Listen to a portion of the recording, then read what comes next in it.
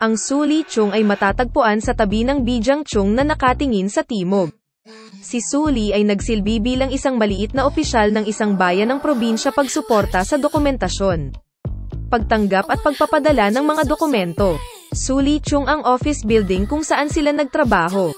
Si Sulichung ay ginamit din bilang royal kitchen sa panahon ng Yulmaye Wonhang noong 1795. Si Sulichung ay ang opisina ng mga clerk, tinatawag na Suli sa Korean, ng tanggapan ng lokal na pamahalaan. Maraming tao ang nagtrabaho sa opisinang ito. Ang mga gusali sa loob ng Hwasong Temporary Palace ay karaniwang may tent silid ang laki, ngunit may 22nd espasyo si Sulichung. Sa timog ng opisinang ito ay isang bodega kung saan nakatago ang mga opisyal na dokumento.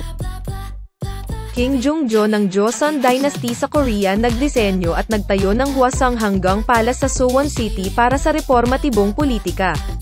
Sa Hwasong Hanggang Palace maraming gusali ang naitayo para sa paghahanda ang ligtas na pansamantalang tirahan ni Haring Jongjo at mahusay na pamamahala ang bagong itinayong Suwon Hwasong Fortress. Sulichung ay isa sa gayong mga gusali. Si Suli ay nagsilbi bilang isang maliit na opisyal ng isang bayan ng probinsya pagsuporta sa dokumentasyon, pagtanggap at pagpapadala ng mga dokumento at si Sulichung ang office building kung saan sila nagtrabaho, upang matiyak ang maayos na pag-usad ng kaganapan kung saan bumibisita si Haring Jongjo. At pamahalaan ang Suwon Hwasong Fortress sa mga normal na panahon na hindi bumibisita si Haring Jongjo, maraming opisyal ng gobyerno ang kailangan. Sa pamamagitan ng pagbuo ng isang espasyo kung saan sila nagtatrabaho, tinawag itong Sulichung. Haring Jongjo binalak na magtayo ng maraming gusali para sa mga opisyal ng gobyerno. Tinataya na ang Suwon Hwasong Fortress ay binalak na umunlad, kasing dami ng Kaekyeong, ang kabisera noong panahong iyon.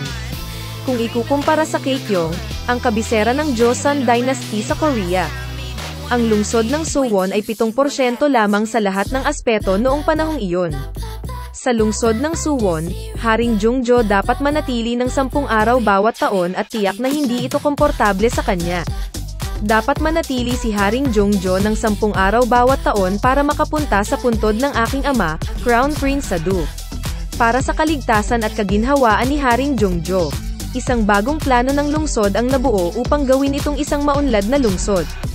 Haring Jongjo nangangailangan ng maraming opisyal ng gobyerno pagsasagawa ng mga planong ito at inutusan silang magtrabaho sa isang gusali na tinatawag na Sulichung.